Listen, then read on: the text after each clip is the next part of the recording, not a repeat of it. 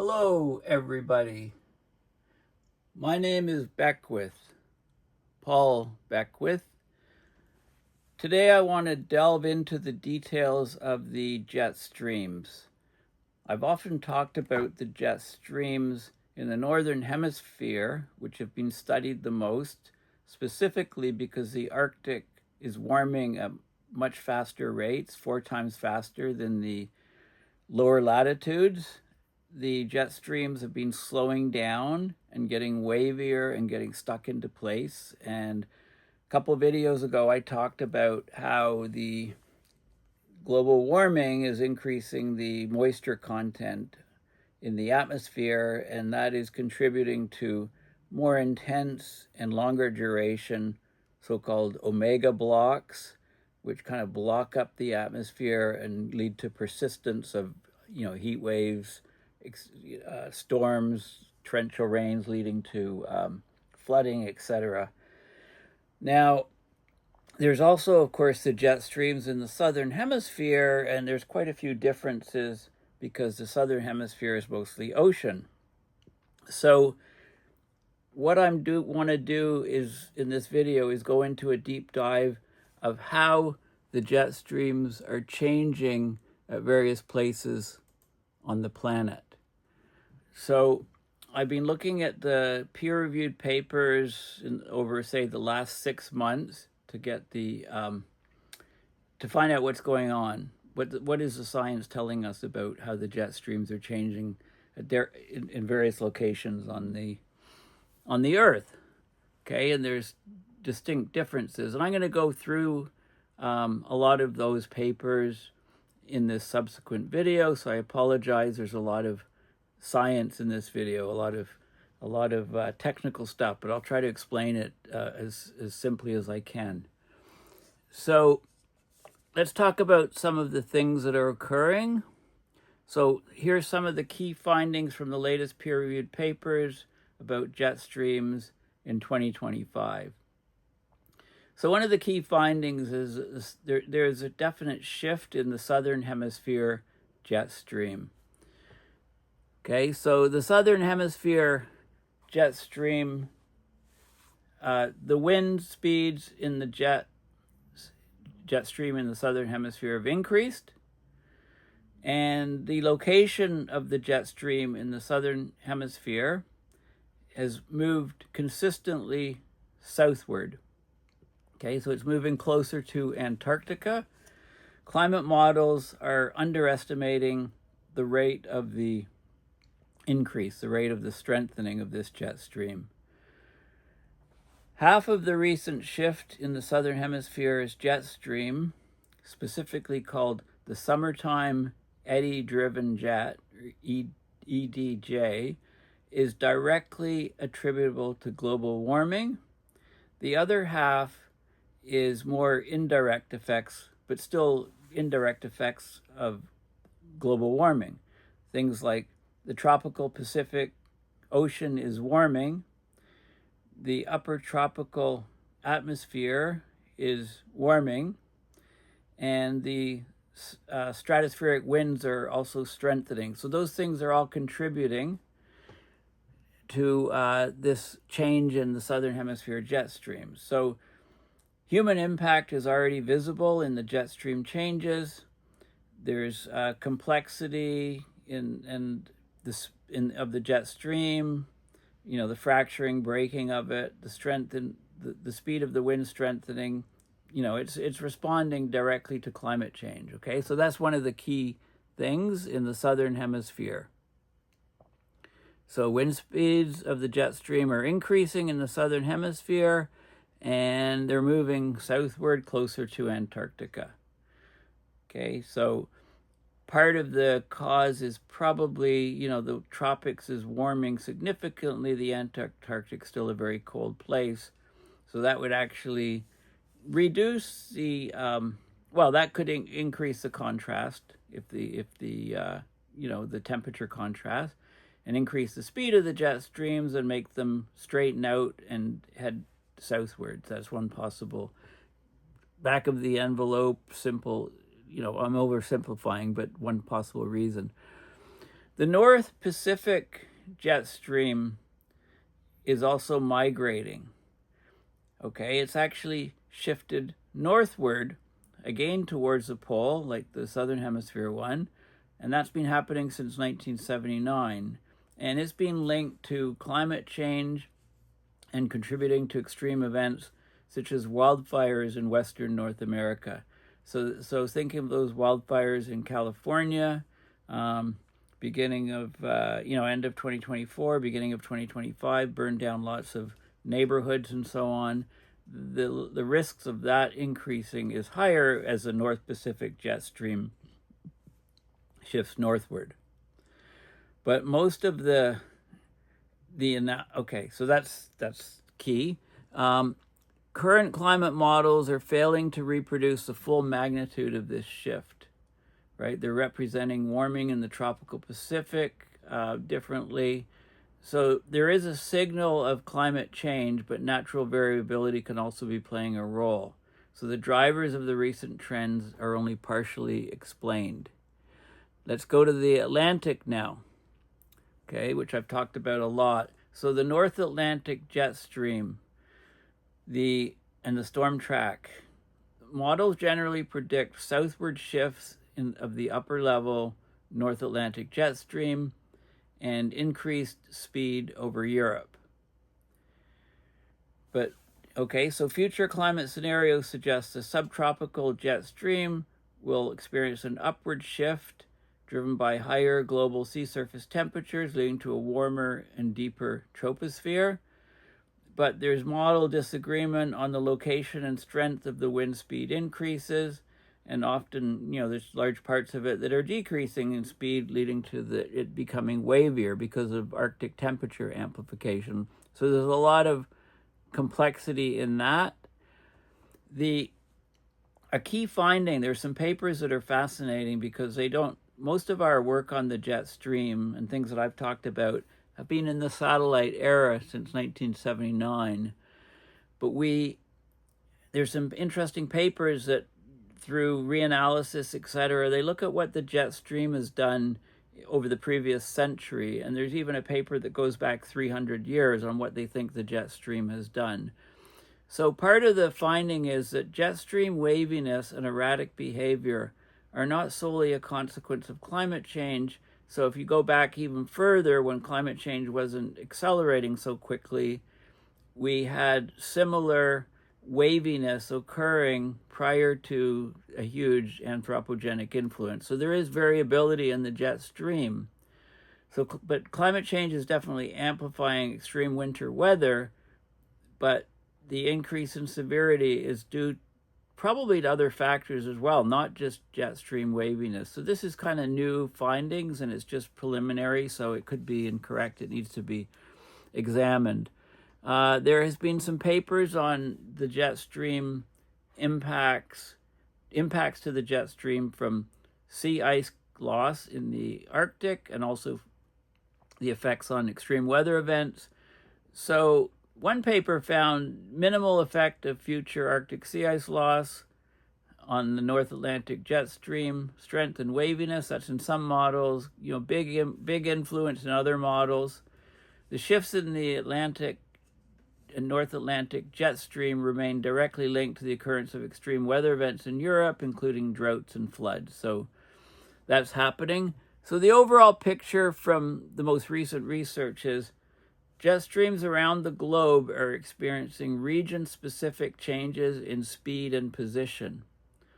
Okay, so we mostly focus on the Northern Hemisphere because that's where 90% of the population lives, but the jet streams in the Southern Hemisphere are also changing in different ways.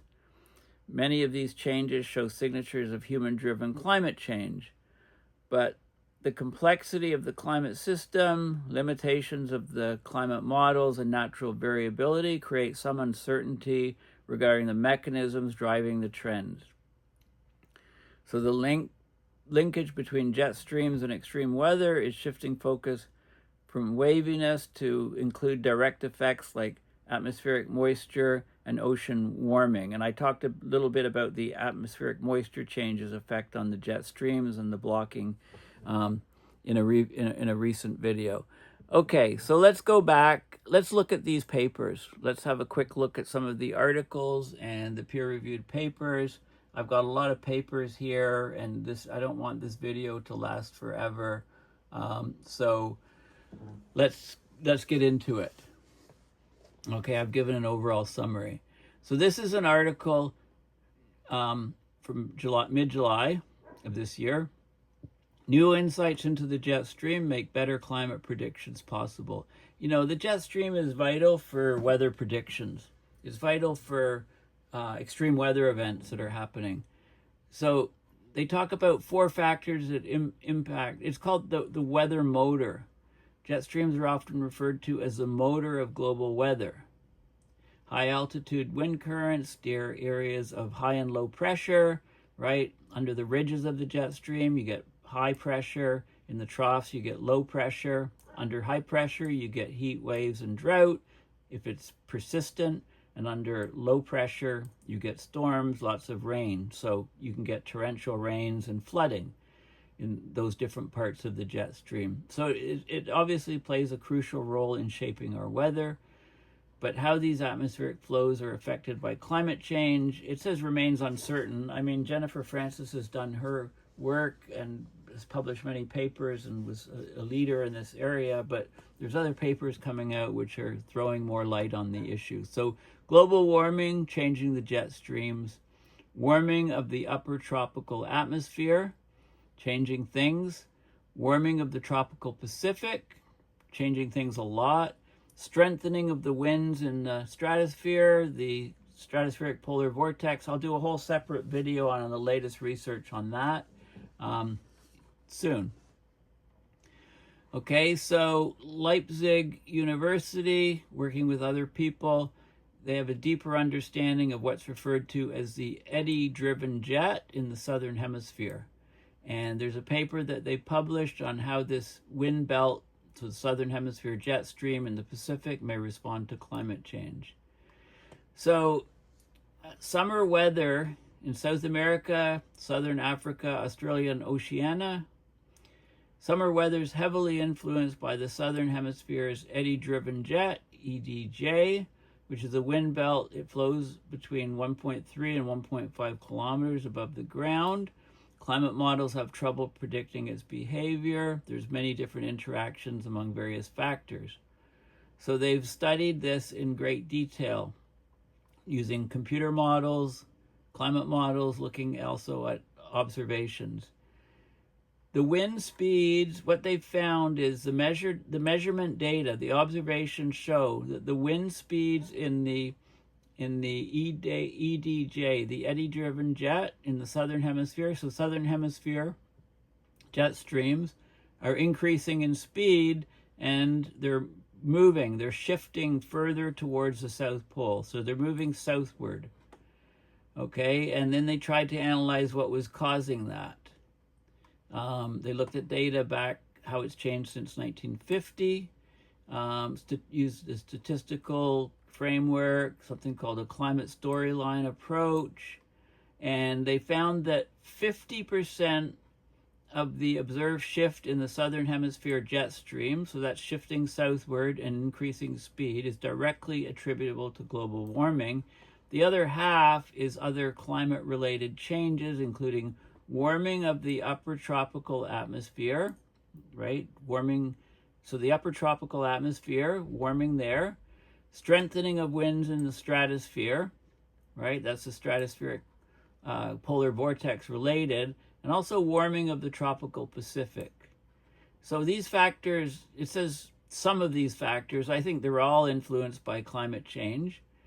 Okay, but the direct part is 50%. These are indirect changes. So we're getting an acceleration of the jet stream in the southern hemisphere, an increase in the speed. And this is opposite to what's happened basically in the northern hemisphere. Very interesting research. And they're looking at how these factors, how these changes are influencing the jet stream in other parts of the world, like over the Pacific and Atlantic Indian Ocean. So The findings show how complex the jet stream's reaction to climate change is in terms of how rapidly the winds are strengthening. They're strengthening at much faster rates than the models predicted. Okay, so this is really interesting and very important for weather forecasting. Okay, so that's that paper. All these links are in the description of this video. I've got a lot to go through in this video, as you can see.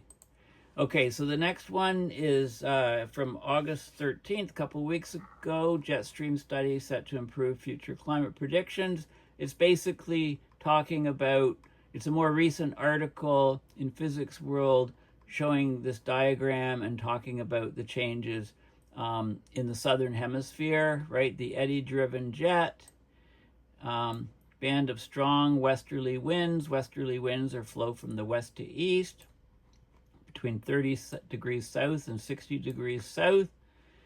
And yeah, it's based, I've talked about this. Let's look at the actual paper. They talk about, so there's some additional things in here to the article I just discussed, but most of it is very similar. So let's move to the paper, or at least the abstract, because I think it's behind a paywall. Explaining and predicting the southern hemisphere eddy-driven jet. So this was published, this was accepted June, so this was published, this is July 14th, 2025, this paper. So accurate climate predictions are vital for preparing for future weather and regional climate change.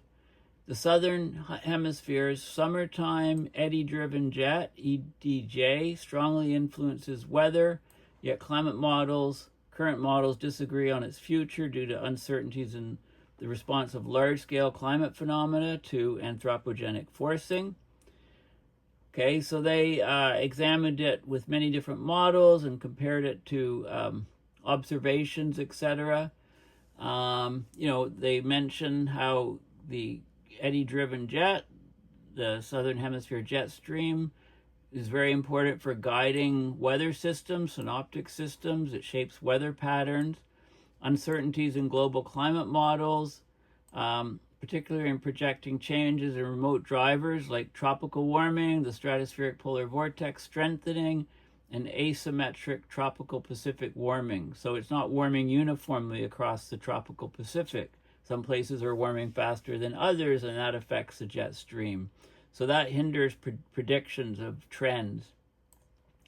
Okay, so they looked at the most recent models, the CMIP, Coupled Model Intercomparison Project projections, and they found basically that 50% of the observed shift southward towards the pole of the southern hemisphere jet stream is directly due to global warming. The other 50% is due to some indirect effects that are affected by global warming.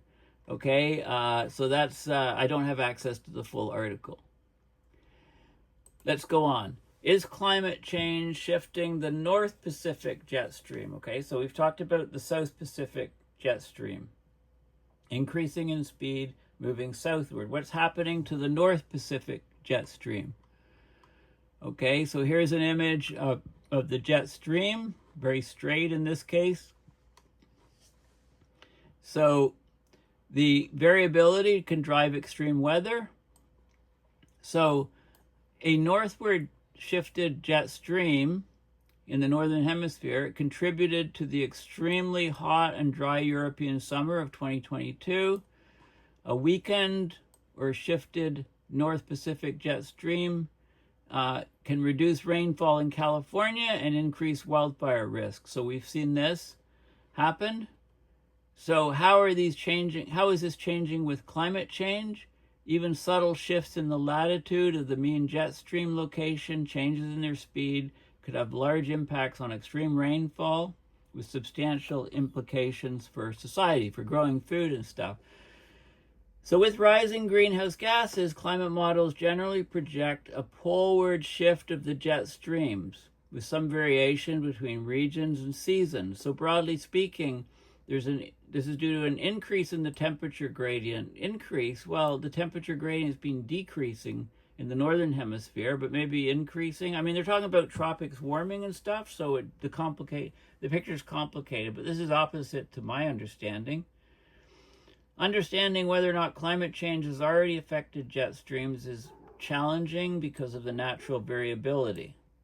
Okay, so there was a recent paper that showed that the wintertime North Pacific jet stream has shifted northward since the beginning of the satellite era in 1979.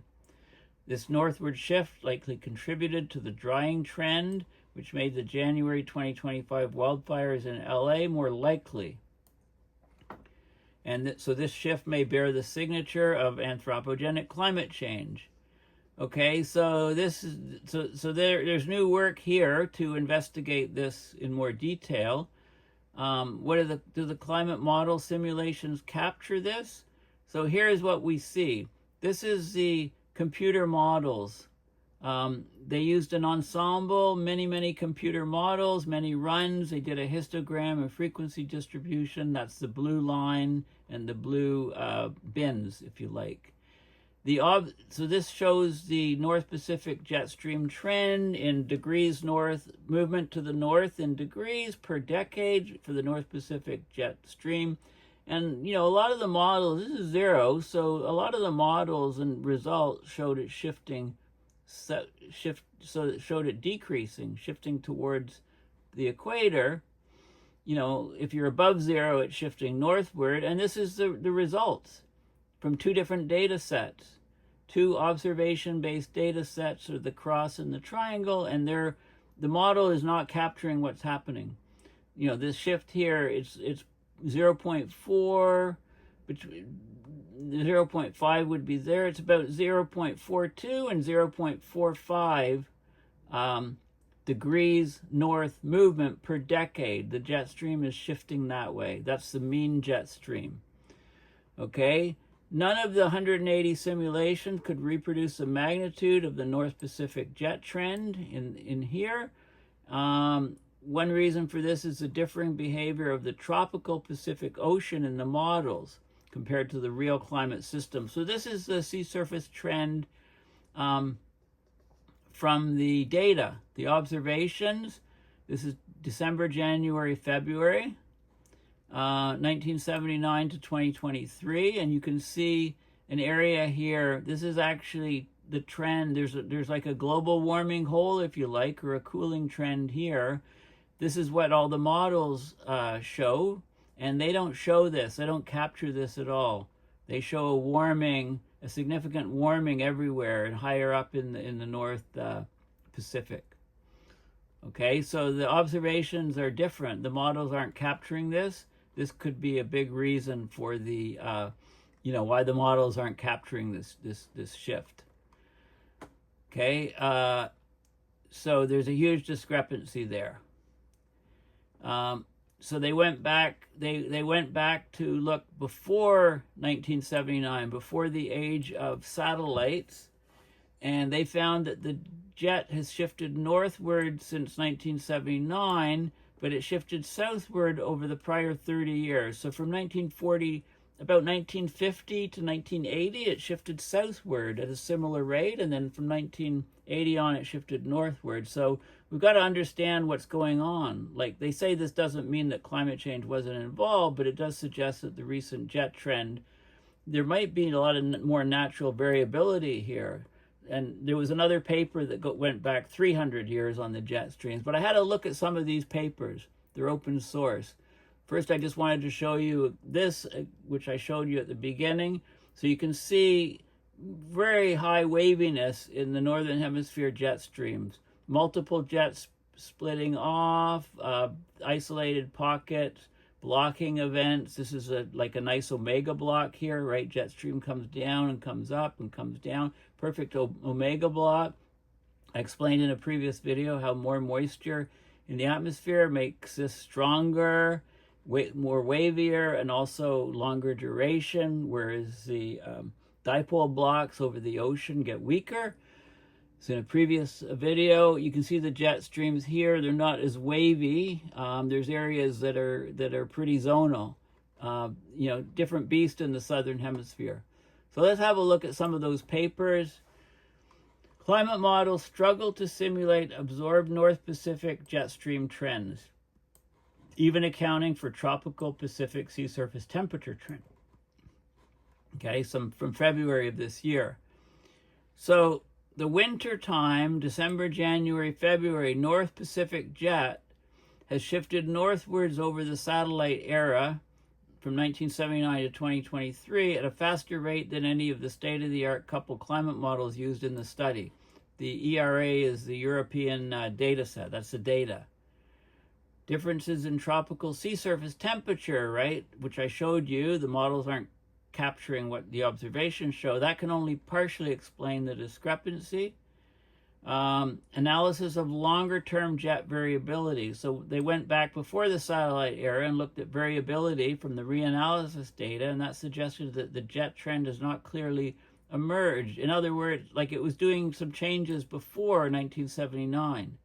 Okay, so there might be a lot more variability at on a longer time scale, right? The observed jet shifted northward at a faster rate over the past 45 years than in the vast majority of model simulations.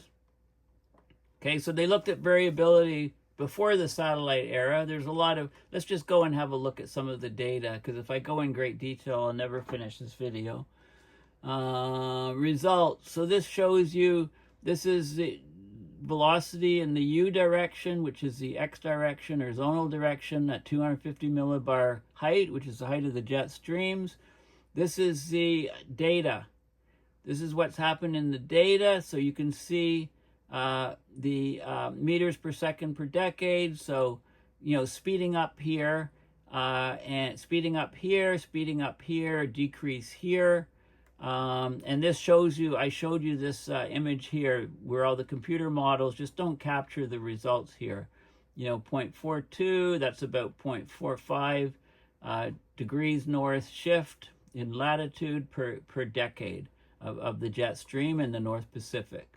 Okay, and that really affects weather on what's going on in North America downstream.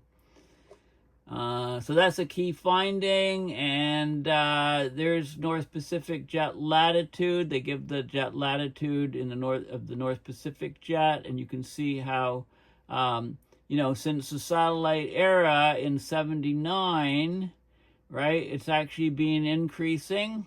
It's been going to higher and higher latitudes, but it wasn't constant before. It was actually decreasing before in this period and probably increasing here. There's variability, right? We've been focused, we focus mostly on what happened since '79 because we've got really good satellite data, global coverage, etc. But, you know, we need to look at how the trends over longer periods of time. And sea surface temperature to jet correlation, very high in some regions and negative correlations in other regions. Okay, and I showed you this image. This is the data. This is the actual observations of, you know, and this is temperature, cooling of this region, but the models all show that it's increasing. So this explains part of the discrepancy, but not all of it. So it goes into details of those sort of things. And I think those are the key things that I wanted to mention here. Okay, so the picture is more complicated than we thought. There's another paper here exploring the uncertainty of trends in the North Pacific jet position. This is another open access paper. So, you know, it's been difficult to establish trends in the observed jet streams, despite modeling studies suggesting that it will move polewards in a warming world. There's some, you know, so models and observations, there's some bias, there's uncertainty, there's statistical changes, and how do you actually determine the jet stream latitude, right? How do you get the position? So they use different statistics on that to try to actually pin down, well, where is the jet stream? Because it's not so distinctly, it's not so easy to know exactly where it is, right? How do you define where it is? So this paper goes into some more details of that. I'll just show you some of the, so observational trends in the North Pacific jet position.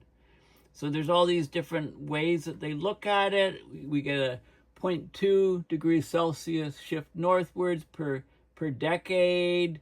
Some other versions, 0.22 degrees north, 0.25 degrees north, 0.18 degrees north. Okay, they look at the statistics of the positions, but there's definitely a trend shifting it upward since the beginning of the satellite era.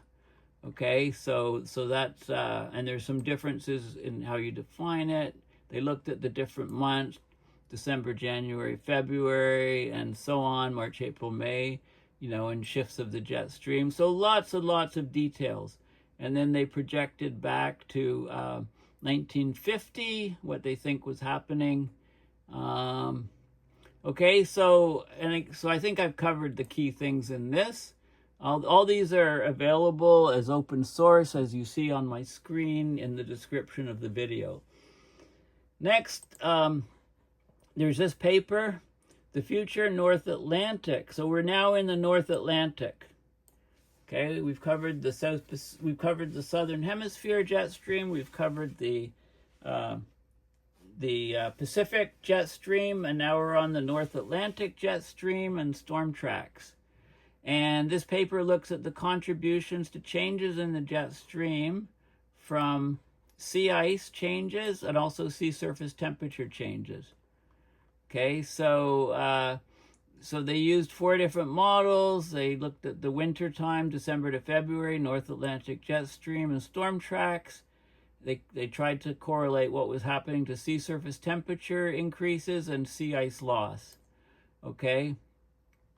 The jet stream responses are primarily driven by a change in the meridional temperature gradient, right? So the jet stream is slowing down, getting stuck in place, getting more meridional.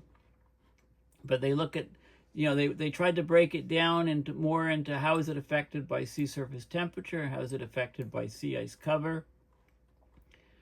The Arctic severely impacted with the warming. It's currently warming up to 4 times faster than the global average. Finally, they're getting closer to reality with that. They always would say 2 times forever, and then it became 3 times. 4 times. If you go up to higher latitudes, it's even 5 to 7 times faster. But anyway, this is known as Arctic amplification. I call it Arctic temperature amplification to be more specific, self-explanatory. So we're getting dramatic sea ice loss. Of course, if the AMOC shuts off, that will reverse. The sea ice loss is contributing to, we're getting locally enhanced warming in the Arctic with sea ice loss. There's more water vapor in the air, so we're getting a moistening of the lower troposphere in the Arctic. But the sea ice loss on mid-latitude circulation is a topic of intense debate. I think it's been much clearer over the last few years. It is definitely connected.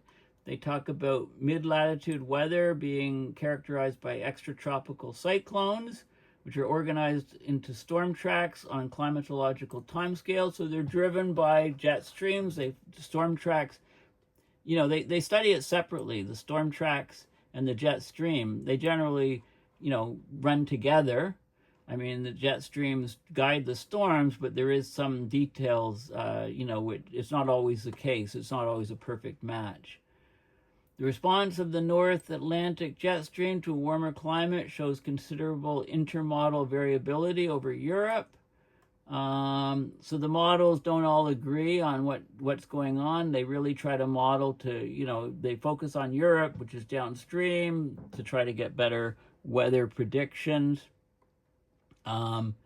There's differences in the models in terms of the sea ice loss and there's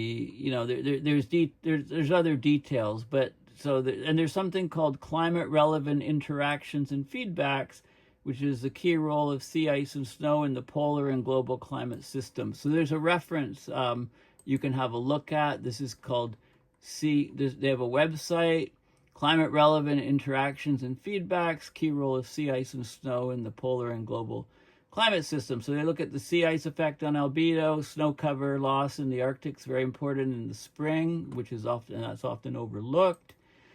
Okay, so then they look at the 4 climate models. How well do they agree? What do they show? What are the mechanisms leading to the change of the jet stream due to sea surface temperature and sea ice cover? Okay, so they go into a lot of calculations and details. These are some of the images. This is the 4 different models. This is looking how the zonal winds, so winds in the, zonal winds are from west to east, right? No northern component. They look at how that component, it's UV, UX, and V is Y. North to south would be V, U is west to east. And you can see where the winds are. This is the wind speeds here. So this is basically tracking where the jet stream is, right? This is the winds are the highest as you get to darker colors. So high winds here, high winds here. So of course you can see if this thing shifts, how it has a huge impact on Europe, right? And these are the 4 different models. And so they do a lot of, this is the extratropical cyclone tracks, the track density, number of storms in given regions, so very high here, and it follows the jet stream fairly closely. But to me it looks like this is the same model, the open IFS model. Look, here's where the wind speeds are, the U component, and then it shows, so it's a little bit, it's towards the upper end, I would say. The storm tracks is towards the upper end. Right, so each model's got slight differences and so on. So they look at that. They look at how they think it's going to change in the future. And these are the 4 different models. And this is the storm count, December, January, February. The lifetime of these extratropical cyclones. How long do they churn away in the ocean? This is number of hours. So some are very long-lived. Most of it peaks at about, this is 48 hours, so about 2.5 days or so is the peak, and this is like really long storm. The mean speed and maximum intensity and hexapascal changes, and the genesis latitude, where did the storm form, where did it originate, and the displacement in the latitudinal direction, the size of the storm. So they looked at all of these different things to try to see what was going on. And I'm not going to go through all of the details again. It would just take too long. Go down to the, all kinds of statistics and data. Anyway, so we'll go back here. So this kind of explains the key results in the abstract. Okay, there's a lot. Okay, so anyway, that's that. There's this Dartmouth study is quite interesting. I need to bring it up. This study looked further back. How did the jet streams change before the satellite era? They found that the winter jet stream was erratic before climate change really kicked off. This is very important. Okay, here's an image from Earth Null School. So this study challenges the idea that climate change is the only thing behind the erratic wintertime behavior of the polar jet stream, the massive current of Arctic air that regulates weather for much of the northern hemisphere.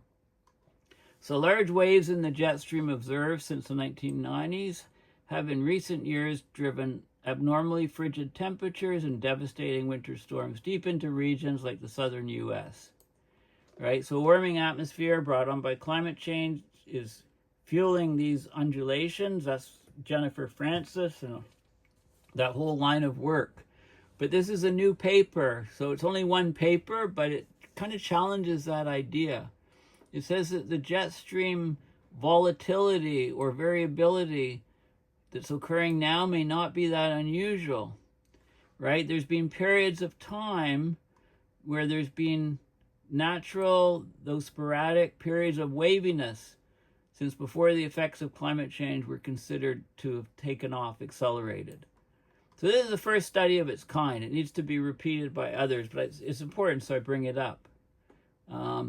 So the researchers compiled a record of the jet stream's wintertime variability since 1901 used machine learning or AI to look at long-term climate records.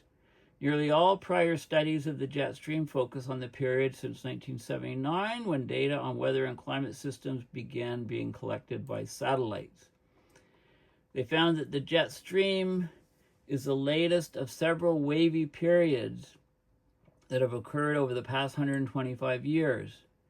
And they said many of them were more pronounced than what's seen today. So if this pans out, we really need to rethink what's going on.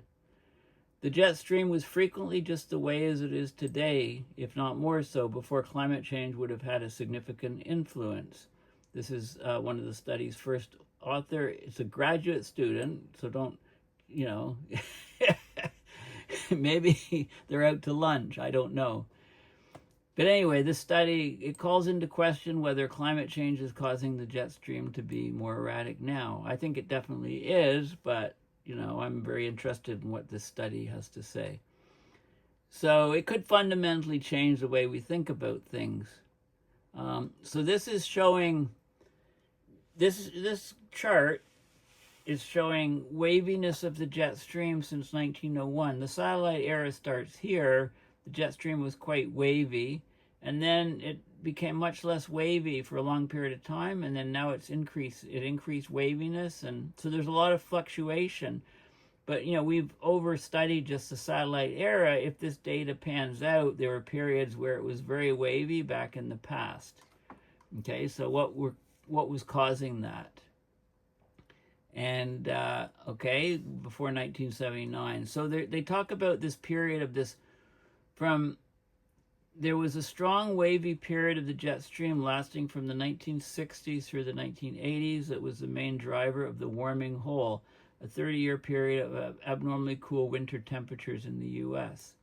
Centered in the southeastern U.S., warming hole caused average winter temperatures to drop more than 2 Fahrenheit beginning around 1958. Colder than expected winters persisted until the late 1980s. Okay, so, and they found that the pronounced waves in the jet stream contributed to 2/3 of the warming hole cooling from 58 to 88.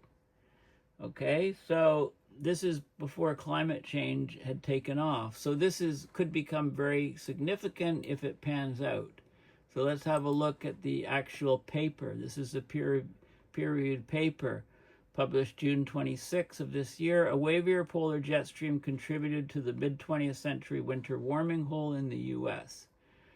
Okay, so basically, they talk about the positive trend in jet stream waviness. This is in the North Atlantic from 1990 to 2010. The connection to Arctic amplification, right? And all of Jennifer Francis's work that followed, and other people. But an increase in jet stream waviness, it looks like it contributed to the winter warming hole, WH, in eastern North America, a cooling phenomenon from 1958 to 88. Okay, so that becomes very important because we'd have to explain that. So they developed the record of wintertime jet stream waviness from 1901 to 2023 and looked at what was happening. So we'll just have a look at some of the images here. Good, some good descriptions of the jet stream overall, but let's look at some of the data. Okay, so scroll down. Okay, so here is, this is 1980 to 2010. MCI, okay, what MCI is it's negative if it's -1 if the jet stream is moving south, completely south. It's +1 if it's moving completely north. It's 0 if it's zonal. Okay, so you can see, variations. So here we go. This explains the MCI. Meridional Circulation Index measures the proportion of meridional wind speed to total wind speed. It's from Francis and Vavris, 2015. MCI value of -1 is purely southward flow, 0 is zonal, and 1 is northward flow. Okay, so that's one of the metrics that they use. Look, this shows the winter, the average difference of temperature of 1958 to 1988 minus the prior 30-year period, 1927 to 57. You can see much colder here. This is the so-called global warming hole. These are the temperature averages inside the warming hole. So it dipped down for a period of time here, and this is outside the warming hole. Okay, so, and they explained some of this from the jet. They looked at the jet stream configurations and and they could explain, what, 2/3 of the warming hole from the jet stream. Okay, so there's lots of details in the paper, but that's the gist of it. So the key thing is there's historical context for the 1990 to 2010 global increase in polar jet stream waviness. Arctic amplification it's been associated with, but the reanalysis going back further shows that there were periods when there was very, very wavy jet streams. So this needs to be explained, right? It really does, if that's true. Like, it throws a wrench into the current knowledge on jet streams, what they're doing. This is this is an article just about jet streams being responsible for extreme weather, right? It talks about it mostly from a European standpoint of how weather patterns, droughts, and floods are changing because of effects on the jet stream. There's some argument that climate change has not yet had an impact. I don't think this is correct, right? There's a lot, and there is a paper here, and I look at that paper. Okay, so I downloaded the PDF. This is a link. It's open source, and I looked at the paper. Past hydroclimate extremes in Europe driven by Atlantic jet stream and recurrent weather patterns. Well, we definitely know, the jet stream over the Atlantic to European sector is relevant for weather and climate in Europe, generates temperature extremes, steers moisture and flood propelling weather systems to Europe, facilitates the development of these atmospheric blocking patterns, the omega blocks, that can lead to heat waves and drought in some regions, torrential rain in other regions.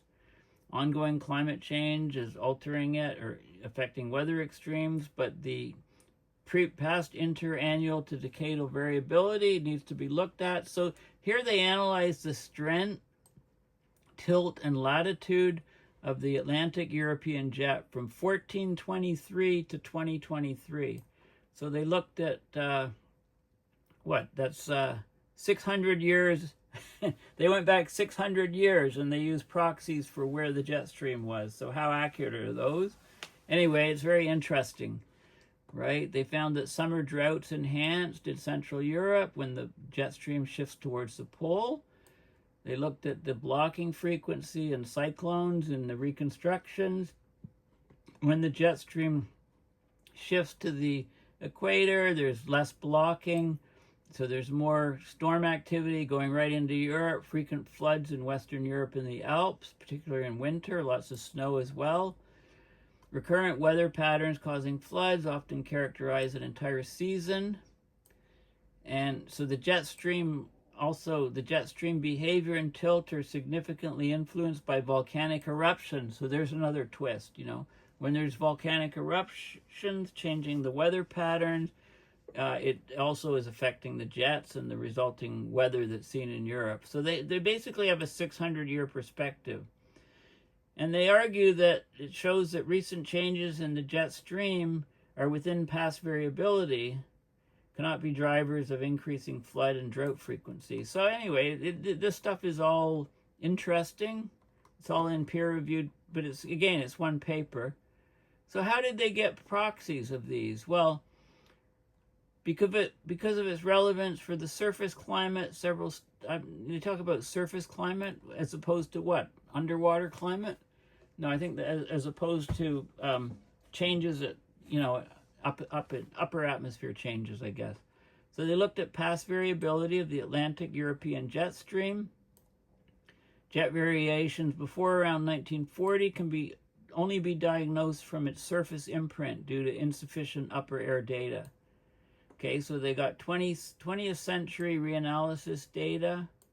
That goes back to the early 19th century, and then they use paleoclimate studies using diverse sets of proxies ranging from Greenland ice cores to tree rings right? There's a sparseness of proxies, but they use what they could to try to go back to 1421.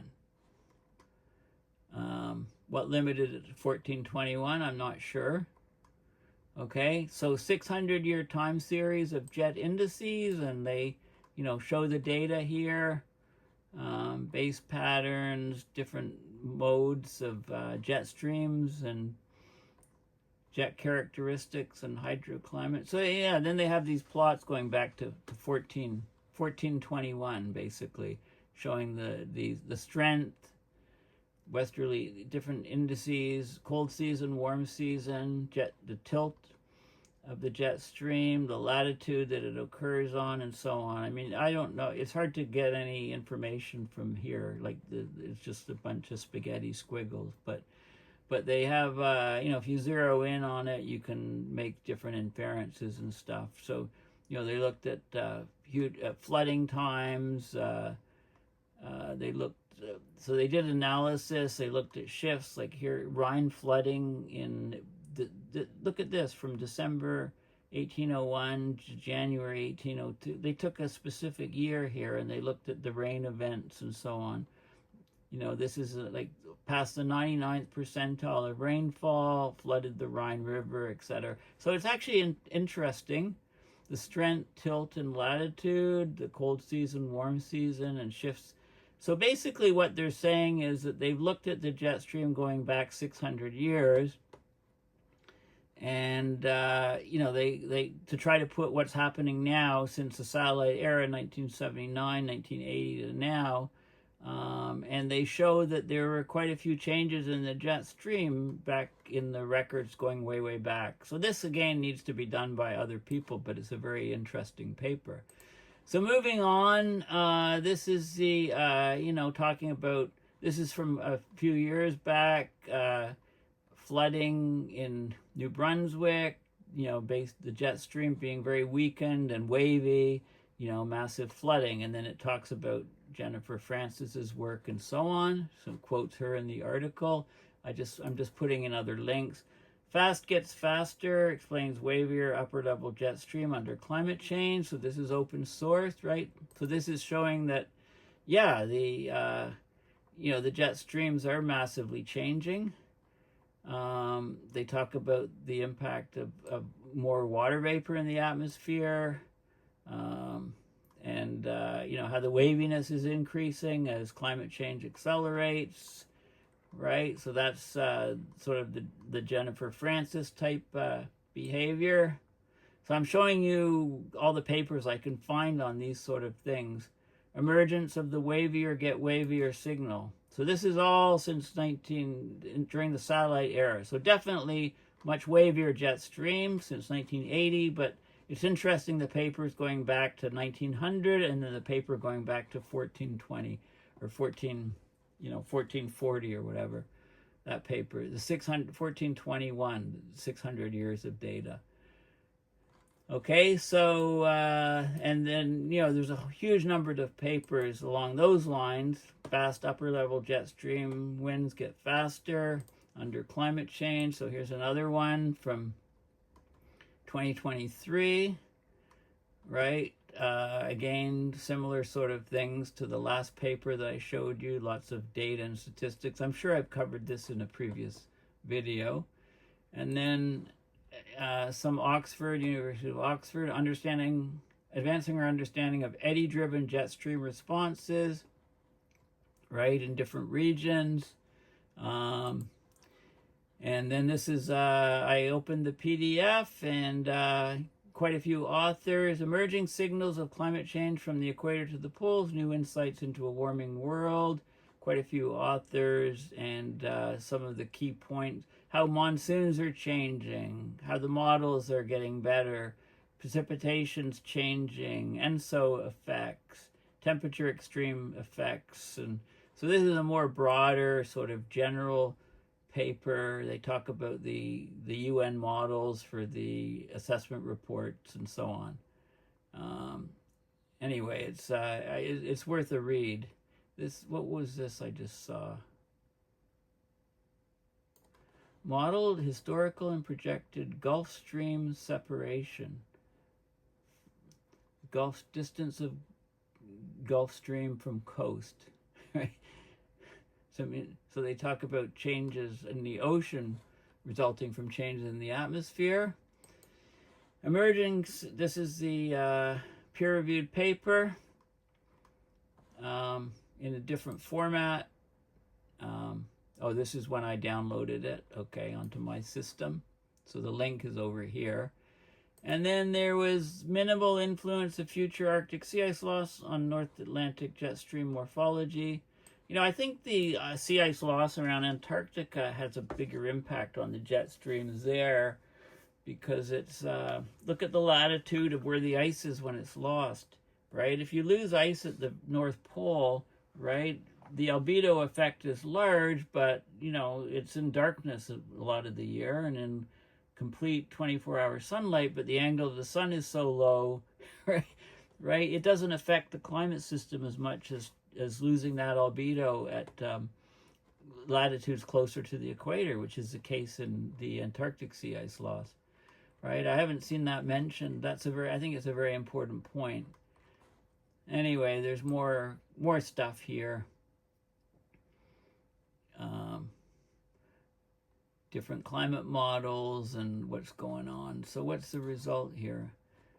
The response of the North Atlantic jet stream to Arctic sea ice loss has been a topic of substantial scientific debate. Some studies link declining Arctic sea ice to a weaker, wavier jet stream. But it's also the snow cover loss, albedo loss. So they try to look into the details of that. Right? If we've lost a lot of the sea ice already, then losing the last little bit may not have that much of an impact. I think that's what the gist of this paper is. Okay, and then, yeah, and I'm going to include this, you know, there's a link here. I don't think my perplexity.ai links are, it's gone and switched. It's gone and, I think it gives you a couple of the more advanced searches the first time you use it. And then those aren't shareable, the link doesn't work. So you have to, basically, I can't provide a link that works. You just have to type, if you typed in this question into perplexity.ai, it'll give you the same results that you're seeing here. And then I asked here, what key findings do the latest peer-reviewed papers reveal about jet streams in 2025? And I gave a recap of this in the intro. Basically, the southern hemisphere jet stream is getting faster speed and it's shifting southwards. And climate models aren't figuring that out. And the North Pacific jet stream is shifting northward. And models can't account for the full magnitude of the trend. And the North Atlantic jet stream is predicted to shift southward. And it's actually slowing down and getting wavier. So it's more the waviness that's important for the changes in extreme weather than jet stream waviness here. But the interesting thing is that the new paper is looking at the jet stream going back to 1900 and going back even 600 years. Show a lot of variability, a lot of periods where it's wavy. So that really throws a wrench into our understanding. We need to be careful and look at that carefully. So very interesting, you know, research in the last 6 months on the jet streams. Jet streams are experiencing region-specific changes in speed and position. It's not uniform for all of the jet streams around the planet. It depends on which hemisphere and which ocean, Pacific or Atlantic, you're in. Okay, so that's a key. That's if you get 1 point out of this whole video, I think that's one of the key points. Okay, there's other factors that are affecting things. You know, why was the variability so large going back 600 years on the jet streams? It's a lot larger than we thought. Anyway, this really, it leads to more questions than answers at the moment. Anyway, thank you for listening. Please go to my website, paulbeckwith.net, and go to PayPal to support my research and videos. Also find me on Patreon and just about any other social media platform. Just search for Paul Beckwith. And you can find me and follow me on your favorite social media platform, and including Truth Social. I post truth with my videos, and then if you can go in and retruth it, it helps spread the word. Retruth and truth. Anyway, thanks for listening. Bye for now.